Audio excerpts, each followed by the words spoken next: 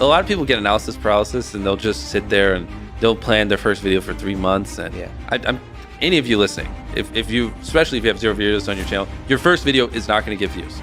Period. It's not. Your first 10 are not going to get views. I can very confidently say that.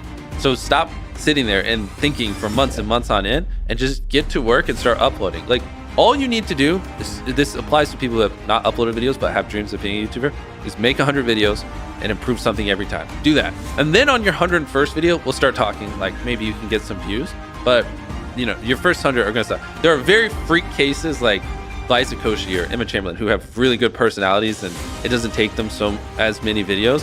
And it's just like people who are 7'5" and making the NBA. Like, yes, there are freak cases you can find, but for the average person like us, you know, who don't have these exceptional personalities and, you know, backgrounds in filmmaking, just make 100 videos, improve something each time, and then talk to me on your 101st video. The second one, just, I don't know, put more effort into the script. The third one, try to learn a new editing trick. The fourth one, try to figure out a way that you can have better inflections in your voice. The fifth one, try to, you know, study a new thumbnail tip and implement it. The sixth one, try to figure out a new title.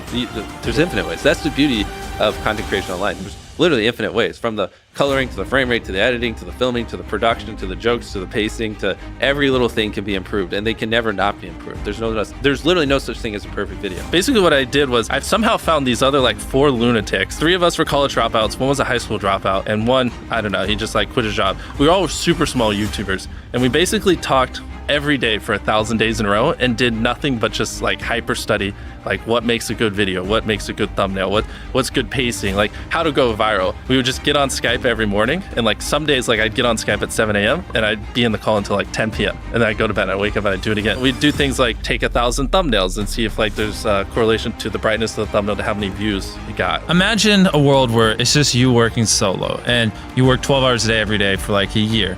And you're just grinding, you make a mistake, you learn from it, you grind, you make a mistake, you learn from it, and you do that for like a year. And then imagine a different world where you have 4 friends who are also equally grinding in something similar. Friend number 1 makes a mistake on Friday, he teaches the other 4 people. Friend number 2 makes a mistake the next week, teaches everyone. And then like you're all learning from each other's mistakes. You're all constantly studying 24/7 and downloading each other. Like after a year, you're like 2 years ahead of the guy who was just solo. Everyone should. If people don't click, they don't watch. So you want to give them something to click. Something a lot of people forget is like unsuggested on phones, thumbnails are really fucking small.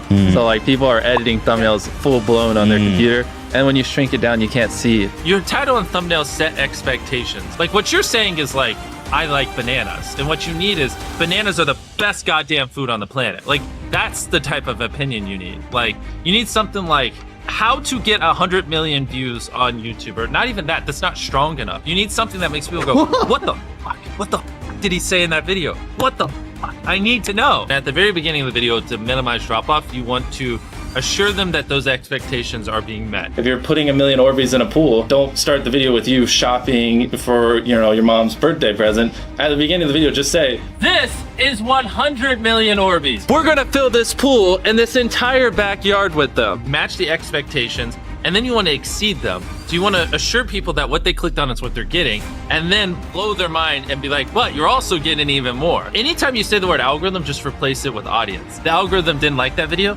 No, the audience didn't like that video. if I wasn't retaining a viewer, just would it make sense for you to promote it? Why would you promote a 10-minute video that people watch on average a minute and a half? I mean, every video, even the stupid ones, I learned something. You know, that's something I try to make a very big point of, is like, no matter how bad we mess up, like we sometimes have videos that have horrible retention. It's just like, as long as you learn from it, it's not the end of the world. Every YouTuber says it. It's like, no one will ever be able to replicate my style. I gotta edit it. But newsflash, someone can. It's actually not as difficult as you think. It was good that I got a really strong foundation on how YouTube works and how the style of videos I wanted and everything before I scaled up the team, if that makes any sense. I just want to make sure that's clear, because I've seen people try to build the team without foundation and knowing how to do well. And I know that if we film this video, it will do well, just because I've spent a decade of my life hyper obsessing over YouTube and I have a good pulse on it. But if you didn't have that, then you wouldn't know. Like, you wouldn't be able to spend $4 million on a Squid Game, because you might lose $2 million and then you can't pay your people. But of course, yeah, if I didn't have these people, I couldn't do half the stuff I do. For the last like 8 or 9 years, like every dollar I've made, I just spent it the next month on content. And I just did that every single month, and it just kept getting bigger and bigger. And